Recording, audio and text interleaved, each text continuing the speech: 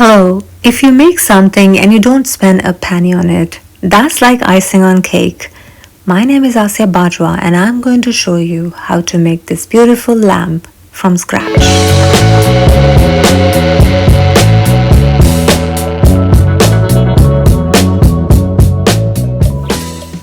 This lamp looks good when it's on, but when it's off, it still looks nice. It is going to give your interior a soft and dramatic look, and because it's customized, it is going to give your interior a polished look, I promise. The plant that you see here is something that I'm going to share with you in my next video. My god, it was not only made free of cost, but it was so easy to make it. But right now, let's start the lamp.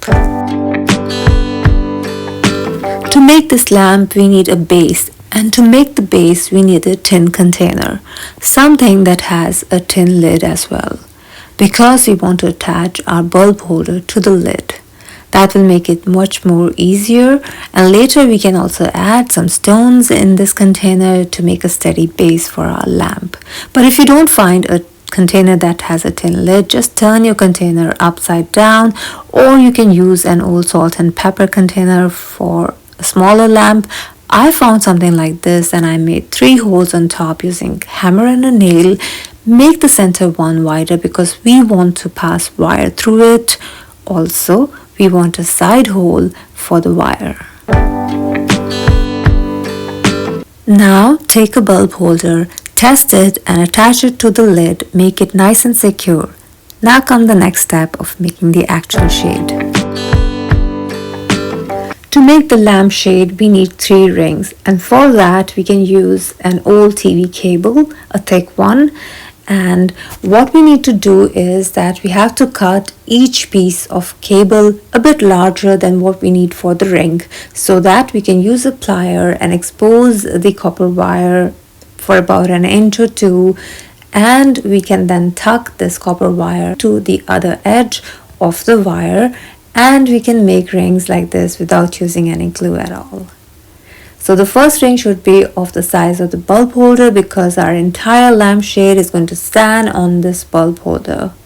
The second ring can be of your choice. The third ring can be a bit smaller or of the same size of the second ring. We need 3 rings in total like this, and then comes the time to attach these rings.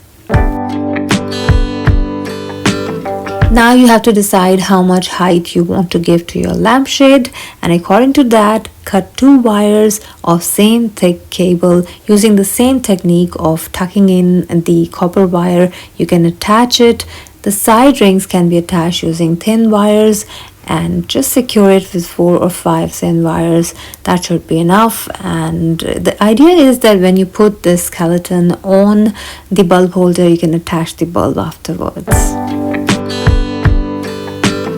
This is how my basic lampshade skeleton looked like. I painted the wires that were catching rust. It is not the prettiest thing in the world, and we don't need fine finishing here.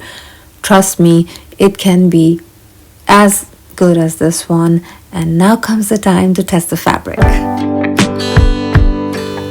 Now you can put the skeleton on your bulb holder, attach the bulb and switch it on, and you can enjoy and try as many fabrics as you want. Try different colors, attach it with common pins and try different textures. See if you need to have lining on your lampshade or not.